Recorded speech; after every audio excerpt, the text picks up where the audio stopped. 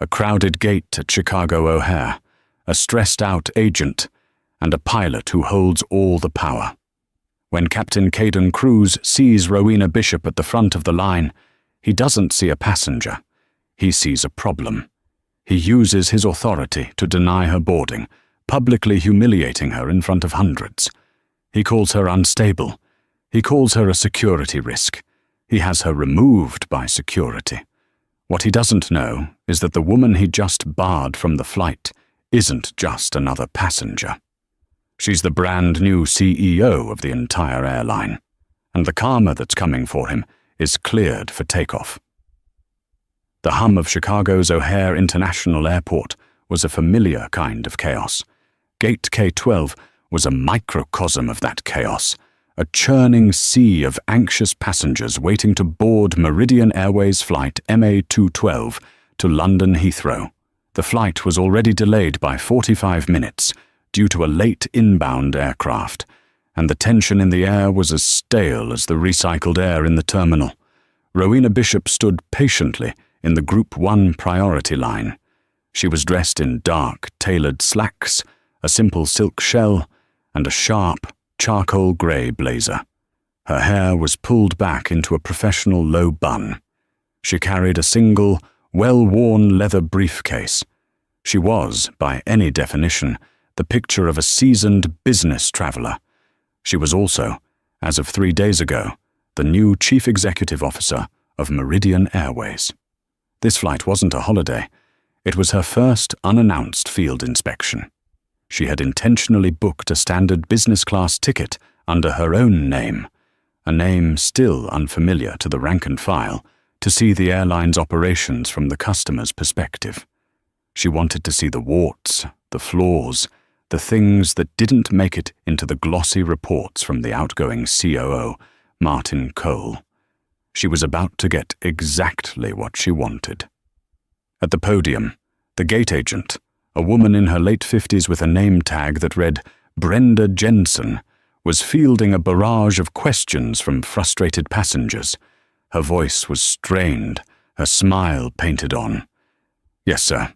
We will be boarding shortly. No, I cannot guarantee your connection in London." Rowena finally reached the podium.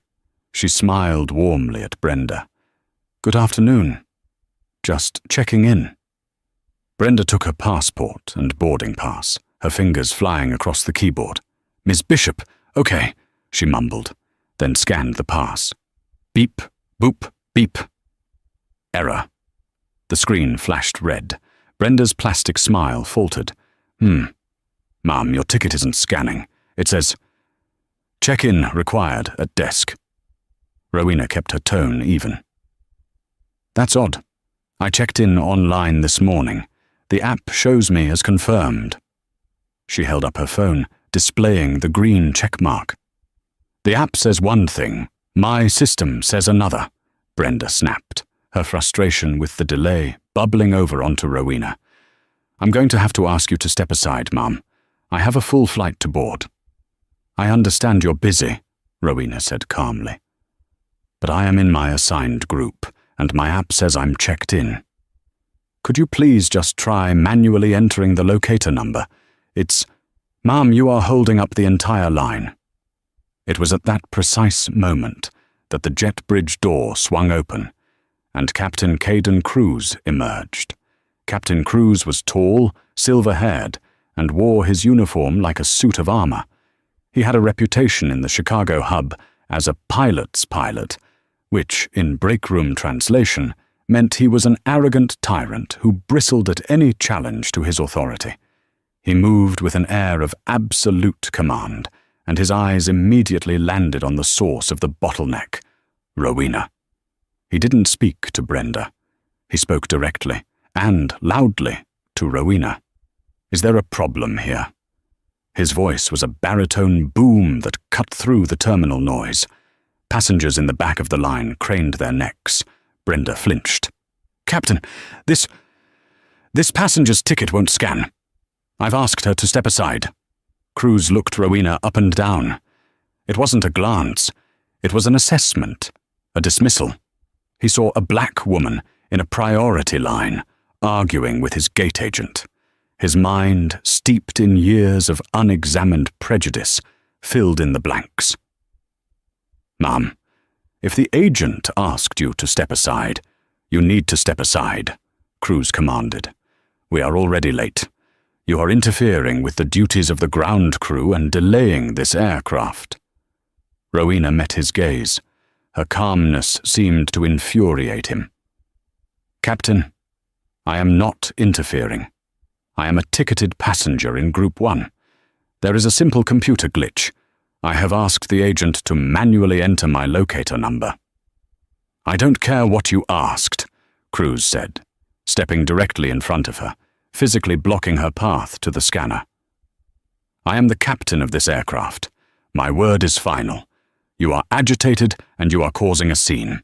We don't need this kind of disruption on an 8-hour flight." Rowena's eyes narrowed. "Agitated? Captain, I am speaking in a perfectly normal tone. You are the one raising your voice. I demand you let me board." This was a critical mistake. To a man like Cruz, a black woman, using the word demand was like waving a red flag at a bull. He laughed, a short, sharp, ugly sound. "You demand? You demand nothing. I am looking at you right now, and I am not comfortable with your state." He leaned in, lowering his voice just enough so only the first few people in line could hear. "You look unwell. Your eyes are a little glassy. Have you been drinking, ma'am? Or taking something?" Rowena was stunned into silence for a beat. This was no longer a misunderstanding. This was a direct, targeted, and slanderous accusation. "Captain Cruz," she said, her voice dropping to an icy calm, "I assure you I am perfectly sober. You are making baseless accusations. Now either process my ticket or call your station manager." Cruz smiled, a thin, cruel smile. "I don't need to call anyone. I am invoking my right as pilot in command. I am denying you boarding. You are a potential security risk. Brenda, call airport security. This woman is non-compliant, and I want her removed from my gate. Now." Brenda Jensen's face went white. "Security? Captain, Are you deaf, Brenda? Get security. Get her out of here. We're leaving." Captain Cruz turned his back on Rowena and stalked back into the jet bridge, a king returning to his castle, having banished the peasant. The terminal was silent. Every eye was on Rowena. She stood alone, her briefcase in hand, her face a mask of controlled fury. Brenda, visibly trembling, picked up the phone. "Yes," Brenda whispered into the receiver. I need an officer at K-12. A passenger disturbance. Rowena Bishop, the new CEO of Meridian Airways, had just been declared a security risk by her own employee. The passengers in line began to mutter. A man in a cheap suit behind where Rowena had been standing said, "Good grief, just step aside, lady. We all want to get home." Another woman, however, was filming the entire interaction on her phone, her expression one of disgust. Before airport security could arrive, the jet bridge door opened again. This time it was a senior flight attendant, Trish Donovan. Trish was a 20-year veteran who mirrored Cruz's arrogance. She was fiercely loyal to him, not to the airline, and viewed passengers as necessary inconveniences. "Brenda, what's the hold-up? The captain is ready to get the pre-departure service going," Trish said, her voice dripping with impatience. She then saw Rowena, who was still standing at the podium, now isolated in a circle of shame. "Oh," Trish said, her eyes flicking to Rowena. "Is this the problem?" Brenda, near tears, just nodded. "The captain denied her boarding. He's called security." Trish Donovan looked Rowena up and down, a sneer playing on her lips. "Well, he's the boss." "Ma'am," she said to Rowena, "you need to clear the area. You're upsetting the other passengers."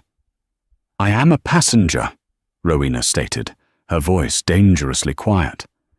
And your captain just slandered me in a public terminal. Trish rolled her eyes. Look, I don't know what you told him, but Captain Cruz has been flying for 30 years. He knows a security risk when he sees one. If he says you're not flying, you're not flying. End of story. A younger flight attendant, Leo Flynn, appeared behind Trish. He looked pale and uncomfortable. Trish, maybe we should just wait. The captain seemed really angry. He's angry because we're late, Leo, Trish snapped.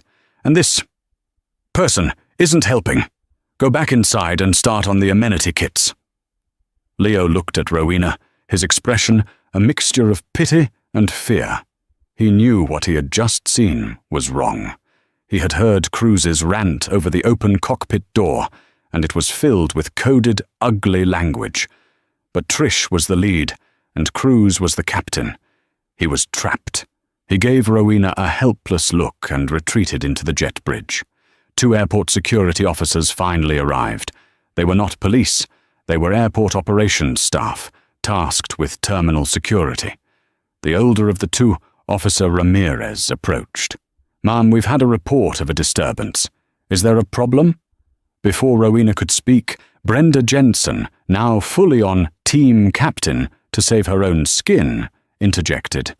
This is Brenda Jensen. I'm the agent for MA-212. Captain Cruz has denied this passenger boarding.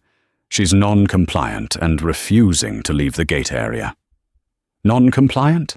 Rowena repeated, her voice incredulous. I was never given a chance to comply. I was insulted, accused of being intoxicated, and then dismissed. Officer Ramirez sighed. This was always a he said, she said mess. But the pilot in command had the authority. Ma'am, I don't know what happened, but the airline has denied you boarding. I need you to come with me. You can file a complaint with the airline from the customer service desk. I am not filing a complaint from a customer service desk, Rowena said, the steel returning to her voice. She knew that fighting Ramirez was a losing battle. It would only escalate the unstable narrative Cruz had created. She had to change the battlefield. Fine, she said, her dignity her only shield. I will go with you. But you will note, for your report, that I am cooperating fully. You will also note that I am requesting the full name and employee number of Captain Caden Cruz, gate agent Brenda Jensen, and flight attendant Trish Donovan. Trish scoffed from the jet bridge. Good luck with that. Ramirez, to his credit, just nodded. That's your right, ma'am. Please, come with me. As Ramirez led her away, the line of passengers began to move. Group 1 was finally boarding. They filed past her, some staring with pity, some with scorn, some with simple indifference. Rowena Bishop was forced to endure the walk of shame, escorted out of the gate area like a common criminal, while the crew that had just humiliated her began welcoming her real customers onto the plane. They walked in silence for several minutes, away from the K-Con course and toward a small, sterile operations office. As they walked, Rowena's mind was not on her humiliation. It was on restructuring. It was on personnel files. It was on the deep, rotting cancer within her new company that she had just personally discovered.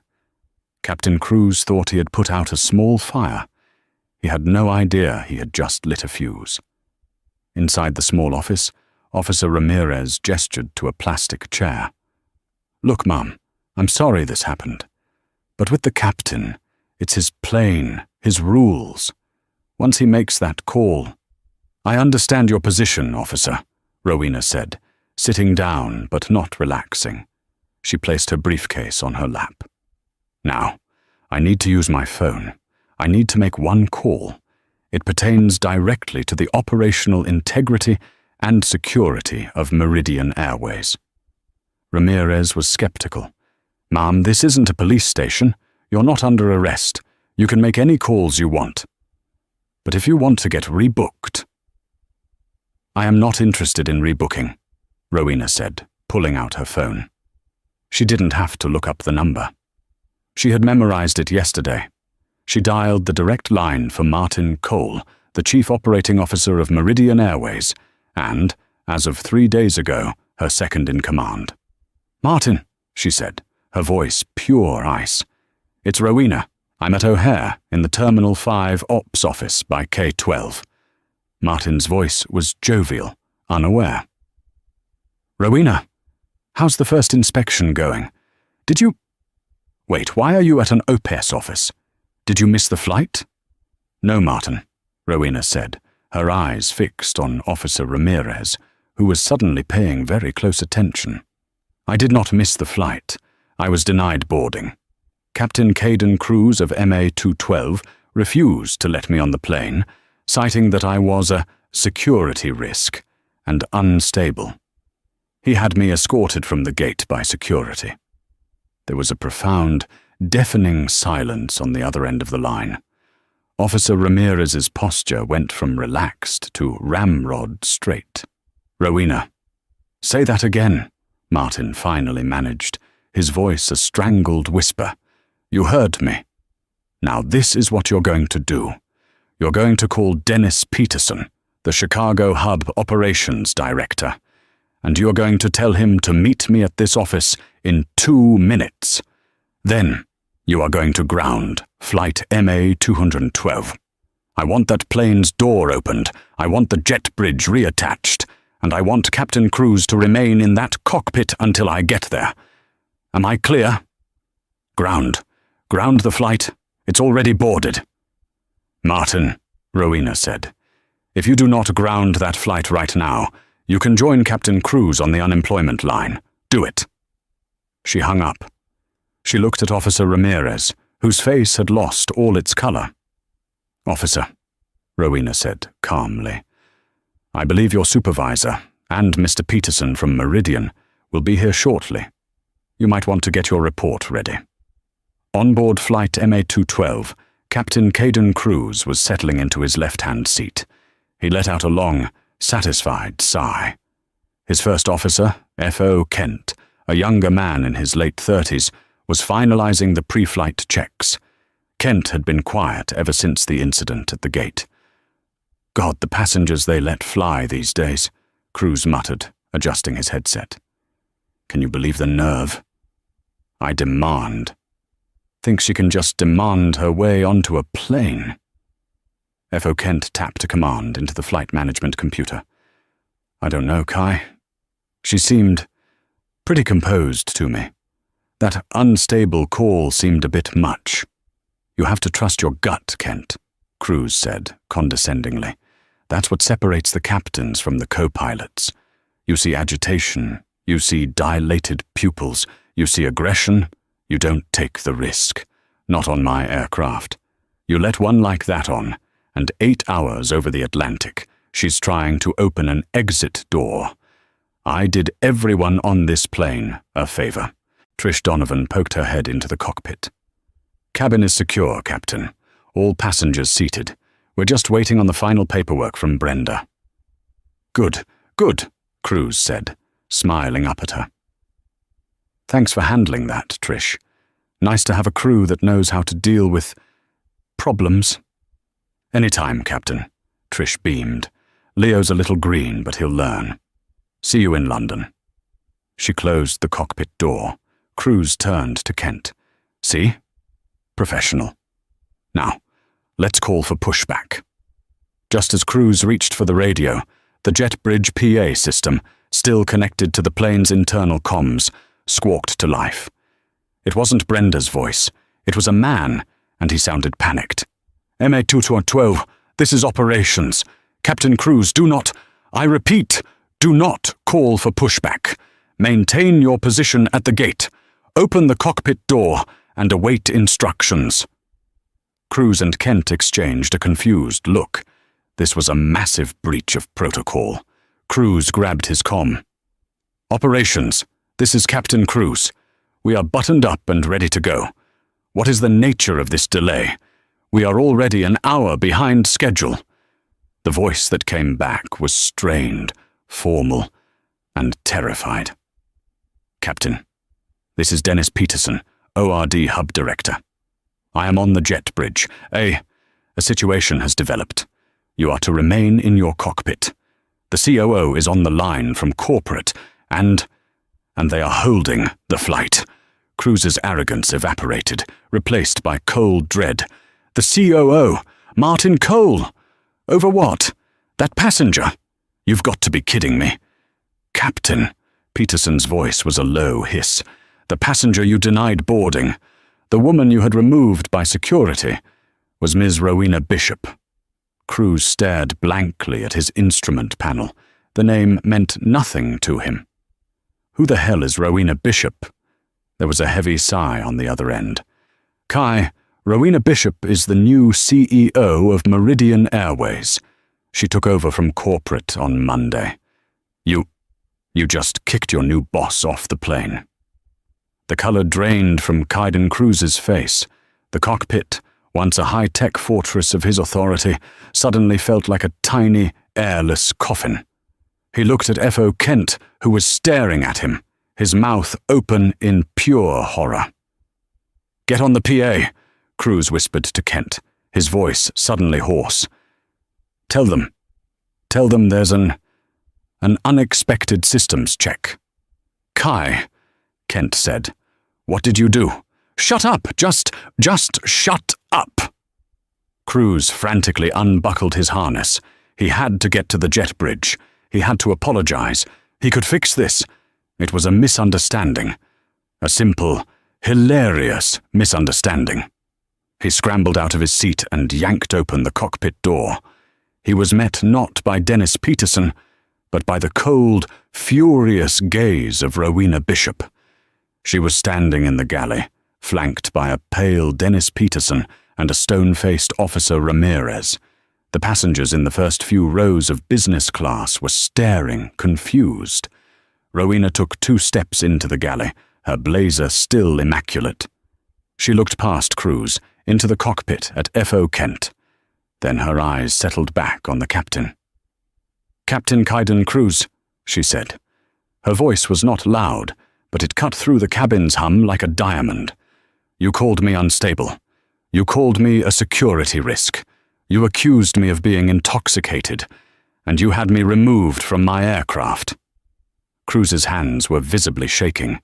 He tried to manufacture his old, charming smile. Miss Bishop, my God, this is a terrible, terrible misunderstanding. I didn't recognize you. I would never."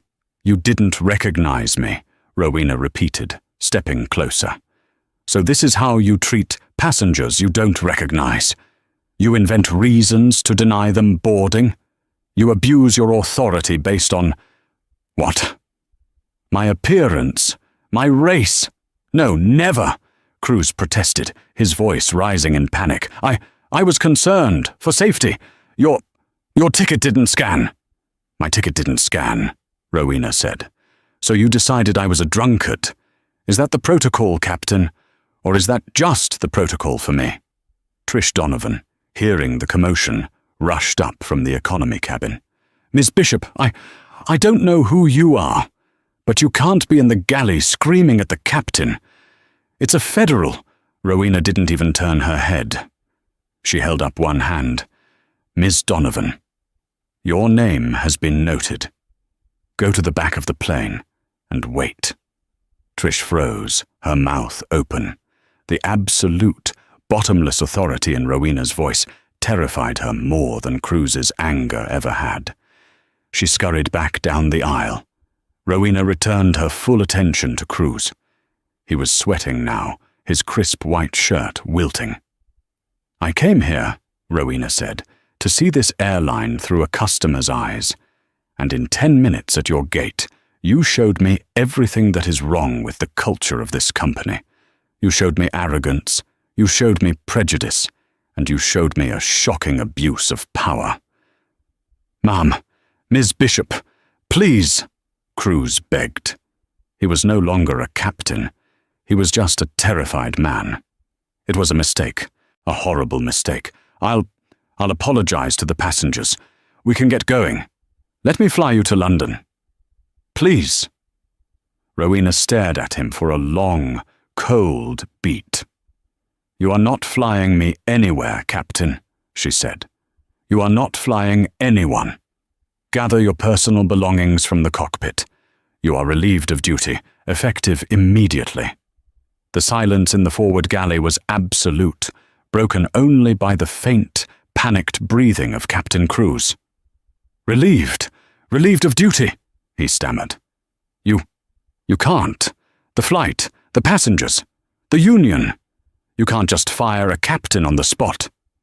I am not firing you, Rowena said, her voice a scalpel. I am suspending you, pending a full and immediate investigation into your conduct, your professional history, and every complaint that has ever been filed against you. I am, however, relieving you of command of this flight. Your judgment is compromised. Your conduct is unacceptable. You are a liability. Now get your bag. Dennis Peterson, the hub director, finally found his voice. Ms. Bishop, we don't have a replacement, Captain. This will mean cancelling the flight. It will be a logistical nightmare. Millions in... Rowena turned her gaze to Peterson. Dennis, your logistical nightmare is the cost of doing business, the cost of allowing a man like this to hold a position of power. You will find a replacement, Captain. You will fly them in from New York or Dallas if you have to. This flight will be delayed, not cancelled. Every passenger on this plane will receive a full refund, a $1,000 voucher for future travel, and hotel and meal vouchers for as long as they are delayed. That is the price we will pay for his actions. Do you understand me? Peterson nodded, swallowing. Yes, CEO. As for you, she continued, turning back to Crews, the union cannot protect you from this. You didn't make a procedural error. You didn't breach a safety protocol. You engaged in discriminatory harassment and fabricated a security threat against a passenger. And that passenger, she added, just happens to own the airline. Now, get your bag. Crews looked at F.O. Kent, who was frozen in his seat, watching the execution. Kent, say something. Kent looked at his captain, then at the CEO. He unbuckled his harness. Kai, she's right. What you did at the gate. It was wrong. I'll be filing a report. That was the final blow. Betrayal from his own cockpit. Defeated, his face a mottled red and white, Caden Crews turned back to the cockpit. He wordlessly grabbed his small rolling briefcase and his hat. He didn't look at Rowena. He couldn't. Mr. Peterson, Rowena said, stepping back into the jet bridge to clear his path.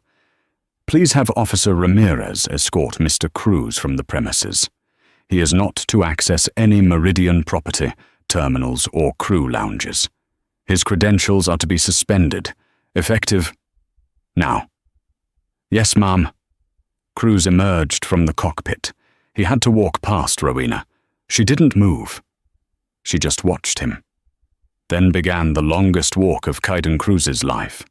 He had to walk from the forward galley through the entire business-class cabin, where passengers were now openly staring, their phones out, recording. They had heard relieved of duty. They had seen the CEO. They knew. He walked past the man who had complained about Rowena. He walked past the woman who had been filming at the gate. Every eye was on him. The whispers were deafening. Is that the pilot? They're firing the pilot? What did he do? It was that woman he kicked off. Oh my God, she must be someone important. He kept his eyes on the floor. His face, once a mask of command, was now just a crumpled, pathetic mess. He emerged from the plane and walked onto the jet bridge, where Officer Ramirez was waiting. Sir, if you'll come with me, Ramirez said, his voice devoid of emotion. Crews, silent, followed him. The king had been deposed. Back on the plane, Rowena Bishop picked up the PA microphone in the galley. Her hand was perfectly steady, Ladies and gentlemen, this is Rowena Bishop. Her voice, calm and clear, filled the cabin. I am the new Chief Executive Officer of Meridian Airways. I want to personally apologize for the events of this afternoon. You were witness to a failure in our service, a failure in our culture, and a failure of one of our employees to uphold the standards of respect and safety that I demand. She paused. Your previous captain has been relieved of command.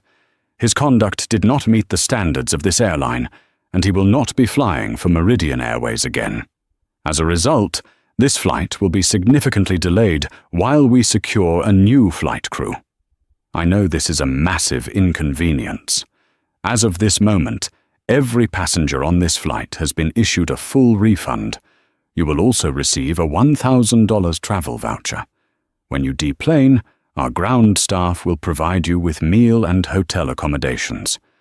I am profoundly sorry, but I will not, now or ever, tolerate the kind of behavior you witnessed here today.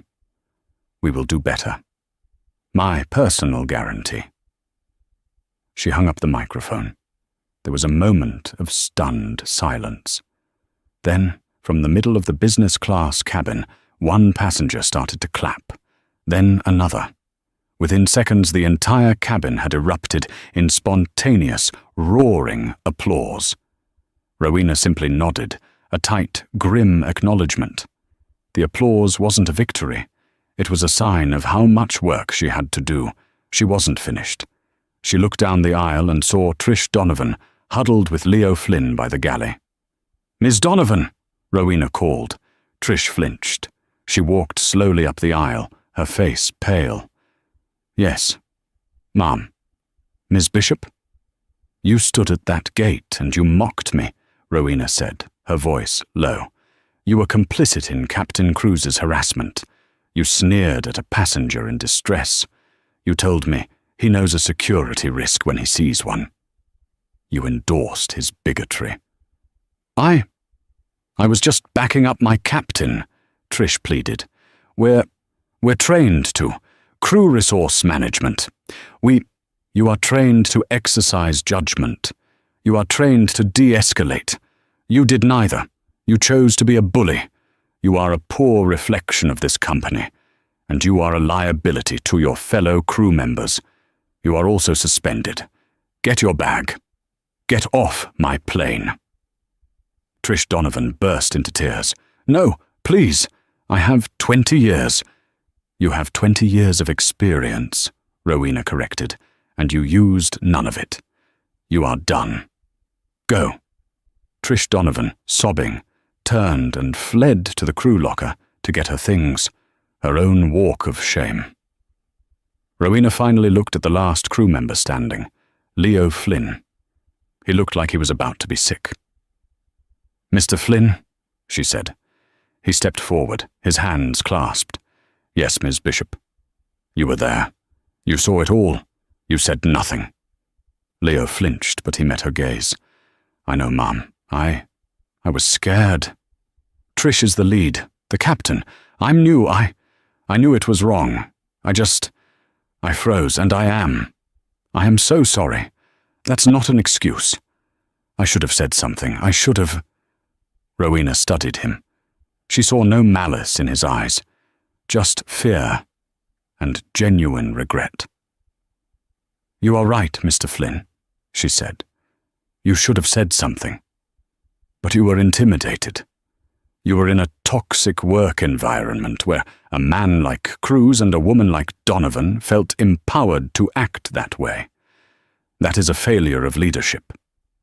My failure. And I am going to fix it." She stepped closer. "You are not suspended, but you are going to be writing a very, very detailed report of everything you saw and heard today. From every one of them. Understood?" Leo let out a breath he didn't know he was holding. Yes, CEO, absolutely. Thank you. What he did, what they did, it was awful. I'm glad you're here." "So am I, Mr. Flynn," Rowena said. "So am I." The next 48 hours were a corporate whirlwind. Rowena Bishop never made it to London. She set up a war room in the Meridian Airways executive offices at O'Hare with Martin Cole and a visibly shaken Dennis Peterson at her side. The passengers of MA 212 were all accommodated in airport hotels, and a new crew, hand-picked by Peterson under Rowena's supervision, flew them out the next morning. But the real work was just beginning. "I don't want a review, Martin," Rowena said, pacing the boardroom. "I want an audit, a deep, invasive audit of every single employee complaint filed at the Chicago hub for the last 5 years. I want to see every report that was dismissed, every complaint that was resolved internally. And I want to start with Caden Cruz." The results began to roll in, and they were sickening. It was just as Rowena had suspected. Captain Cruz was not a first-time offender. He was a serial abuser, protected by his seniority, and a complaint system designed to protect pilots, not passengers. "Look at this," Rowena said, sliding a file across the table to Martin.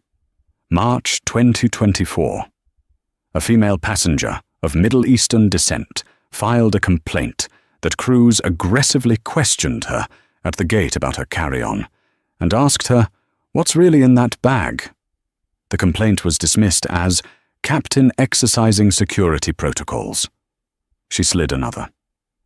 November 2023.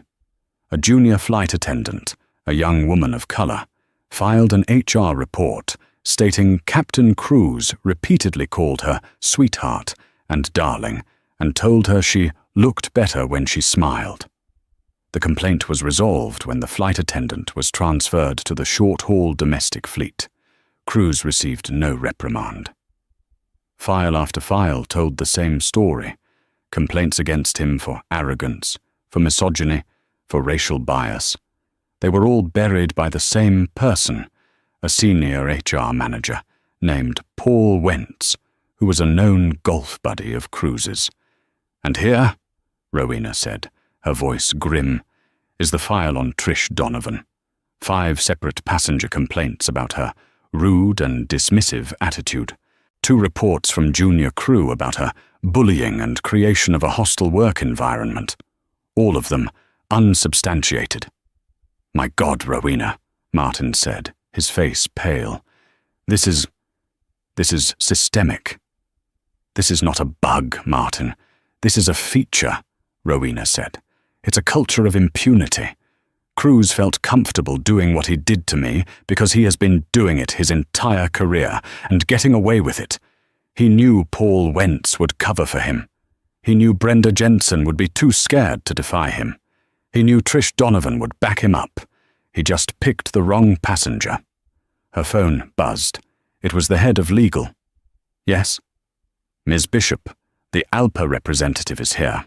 Airline Pilots Association. He's demanding a meeting about Captain Cruz's suspension. He's citing suspension without cause and breach of contract." Rowena smiled. It was not a nice smile. "Good. Send him in. Martin, stay. I want you to hear this." A man in a suit, Mr. Klein, entered the room. He was all bluster. "Ms. Bishop, this treatment of a 30-year veteran captain is outrageous.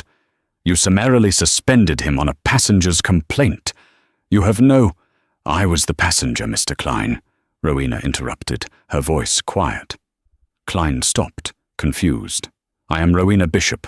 The passenger Captain Cruz slandered, harassed, and had removed from the gate was me, the CEO of this company."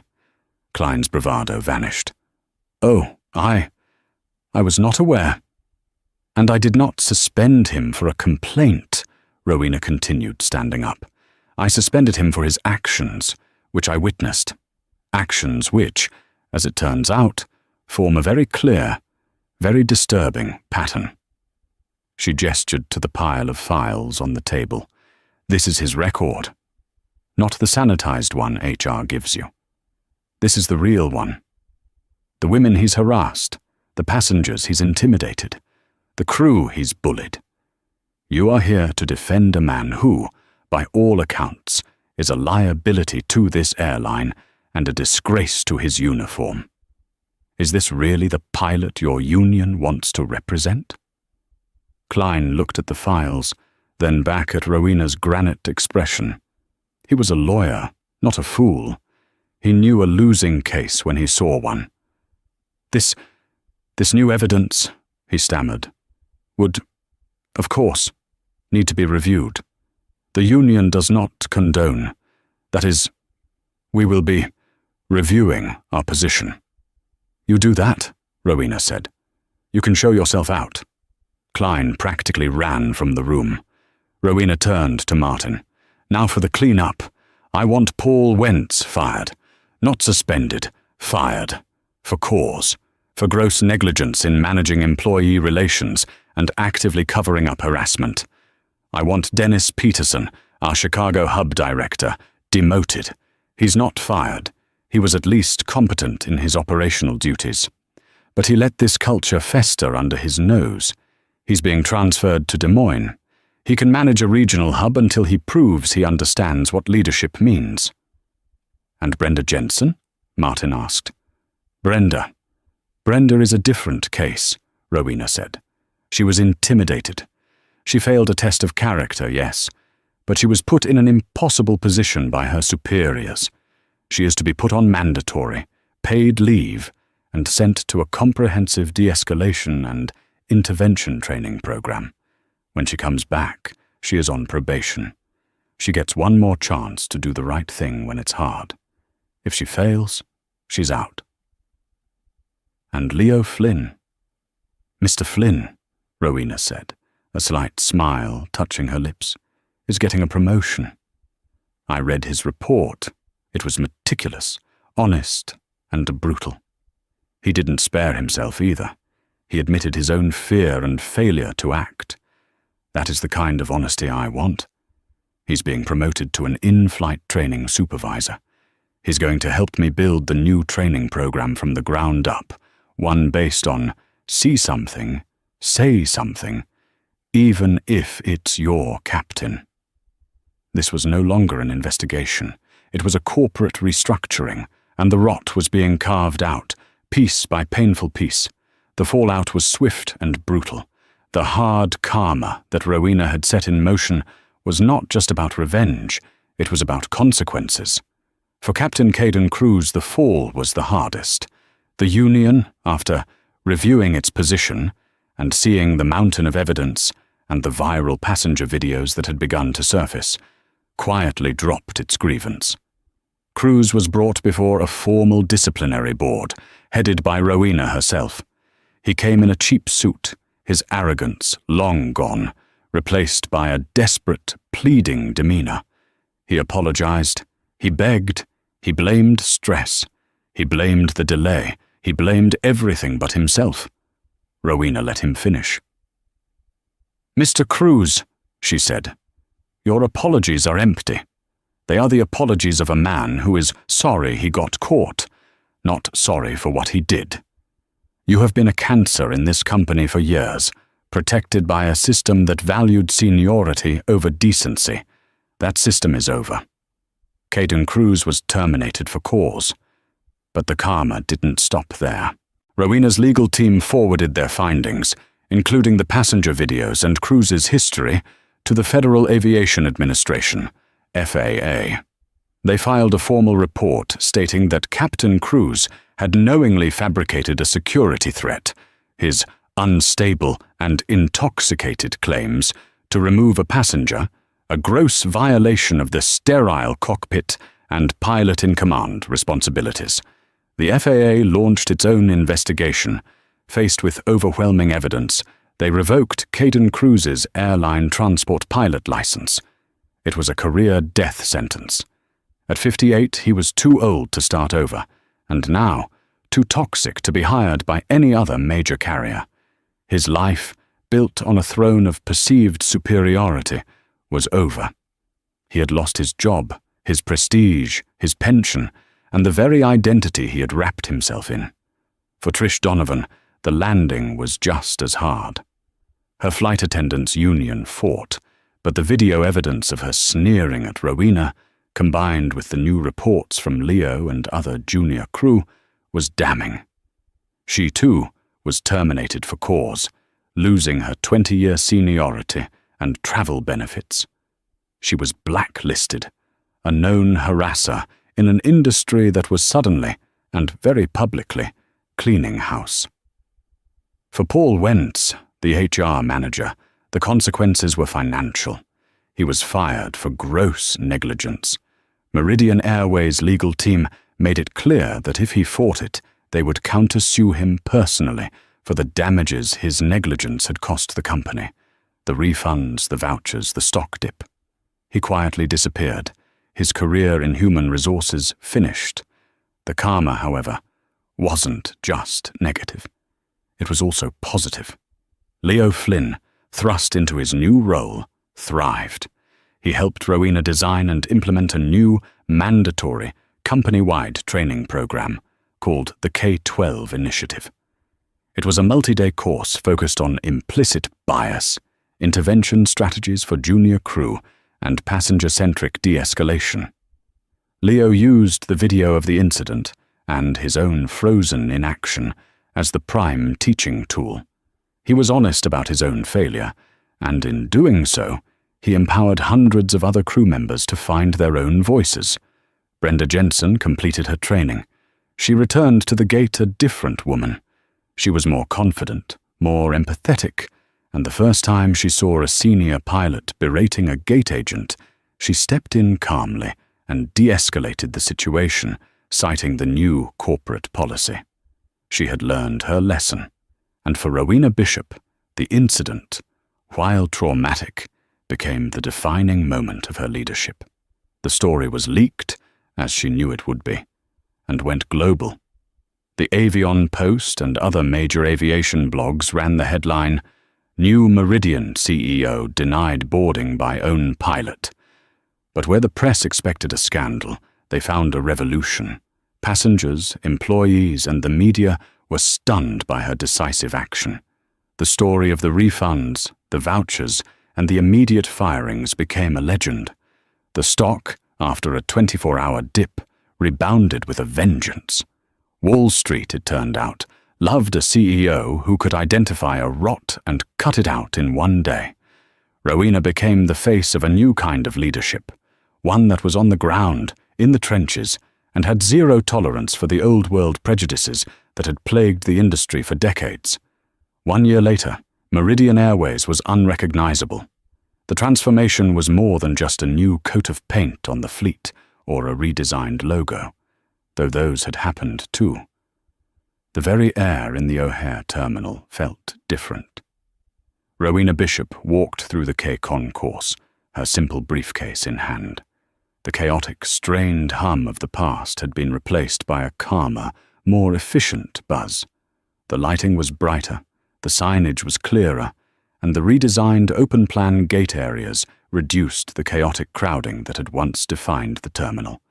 She saw a senior gate agent animatedly showing a new trainee something on a screen, and both of them were laughing. It was a small thing, but a year ago she had only seen fear or cynicism. The culture of impunity was gone, replaced by one of accountability, and, to her genuine surprise, a fierce, revitalized pride. She was no longer anonymous. As she approached her gate, MA 21 to Dallas, she saw a few passengers do a subtle double-take. Her face had been on the cover of Forbes and Aviation Week. She was the CEO who fired her own pilot. She arrived at the podium. The agent, a young man named Samuel, saw her, and his eyes widened just a fraction before his training kicked in. "Good morning, Miss Bishop," he said, his voice impressively steady. "It is an honor to have you on our flight. You're all set. Looks like you're in 2A. He scanned her ticket. Beep. The system flashed green, a simple, perfect transaction. "Thank you, Samuel," she said, offering a small, professional smile. She was here to inspect, not to intimidate. "How are things in Chicago today? Any operational challenges I should be aware of?" It was a test. She wanted to see if he would offer a placating, "Everything is fine," or the truth. Samuel didn't hesitate. "Running very smooth, ma'am," he said, his tone becoming more confident. "We had a small weather cell over Lake Michigan that put us on a 20-minute ground stop about an hour ago. But the new passenger communication system you fast-tracked had the delay alerts out to everyone's apps before the boards even updated. It's cut the number of questions at the podium by at least 50%. It's been a lifesaver for us." "Good," Rowena said. "I'm glad to hear it's working as designed. Thank you, Samuel." She walked down the jet bridge. At the aircraft door, she was greeted not by a veteran dripping with cynicism, but by a young black woman in her early 20s, her uniform immaculate.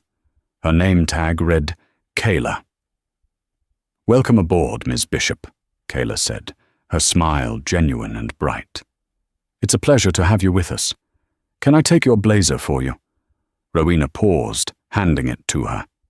This simple, professional act of welcome, the very baseline of hospitality she had been denied, felt like a profound victory. This was the new face of Meridian. "Thank you, Kayla. You have a great crew today." "We do, ma'am," Kayla beamed. "We're all running the K-12 model. Mr. Flynn in training, he's tough, but he's the best. He makes sure we're all ready." Rowena smiled, a genuine smile this time. "Yes, he is." She settled into her seat. The cabin was calm, the boarding process orderly. The flight attendants were visible, helping passengers, projecting an air of relaxed competence. Then the PA chimed. "Good morning, ladies and gentlemen, and welcome aboard Meridian Flight 421 with service to Dallas-Fort Worth." The voice was female, crisp, and exuded a warm, effortless authority. "This is your captain, Maria Alvarez, speaking. We've just gotten the all-clear from the ramp. Our flight time today will be 2 hours and 20 minutes. We're expecting a smooth ride after a minor deviation around that weather cell. Our excellent ground crew got us buttoned up ahead of schedule, so we'll be pushing back right on time. On behalf of my entire crew, it is our privilege to fly you today." Rowena leaned her head back. A female captain, a diverse, empowered crew trained by Leo Flynn, a confident, solutions-oriented gate agent. This was the airline she had set out to build. The plane taxied, then turned onto the runway. The engines spooled up, and the powerful, familiar thrust pressed her back into her seat. As the plane climbed over the Illinois suburbs, she looked out the window. The vast, sprawling complex of O'Hare, the place of her humiliation, shrank to a map below. Her gaze drifted to the sprawling, endless parking lots that serviced the airport. She thought, for a fleeting moment, of Kaiden Cruz. She hadn't had to seek out news of his fate. The grapevine in an airline is relentless. A quiet, detailed email had arrived in her personal inbox about 2 months ago. It was from a 40-year veteran mechanic, a man who had seen generations of pilots come and go. He said he hated bullies and thought the CEO should know what real karma looked like. The FAA revocation had been a career death sentence. The union, faced with the passenger videos and the mountain of past complaints Rowena had unearthed, had labeled Cruz indefensible. His wife, who had married a king, had no interest in being married to a pariah. The divorce was fast and financially ruinous. He'd sold his large suburban home to pay the legal fees. The mechanic had just finished a double shift and was driving his pickup out of the long-term economy lot F. And there, sitting inside the small, fluorescent-lit glass booth, was Kaiden Cruz. He was wearing a cheap, ill-fitting polyester vest, a size too large, over a stained shirt. His face, once arrogant and ruddy, was grey and dull. He was taking parking tickets, making change, his hands moving slowly. The mechanic's email had been brutal in its simplicity. Lot F was directly under the final approach path for runway 28 center. All day and all night, Cruz was forced to sit in his little glass box and watch the massive soaring shapes of Meridian Airways planes, Rowena's planes, now bearing the new livery she had commissioned, roar just a few hundred feet over his head. Each one was a deafening, thunderous monument to the world he had been banished from. He had tried to deny one person a seat, and in doing so had lost his own. Forever. Rowena looked down at the parking lots far below. She felt nothing. No surge of victory, no petty satisfaction, not even pity, just a quiet, cold affirmation that consequences were real. Gravity always wins. Cruz, Trish, and Paul Wentz were cautionary tales, footnotes in a training manual. Their destruction was never the goal. It was the necessary clearing of deadwood to allow something new to grow. She turned away from the window, away from the past. She opened her briefcase, pulled out a report on international expansion routes, and uncapped her pen.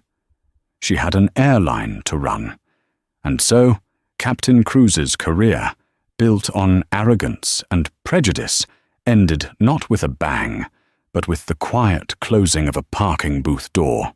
Rowena Bishop didn't just clean house, she rebuilt it from the foundation up, transforming Meridian Airways into an airline where respect was the default, not an option.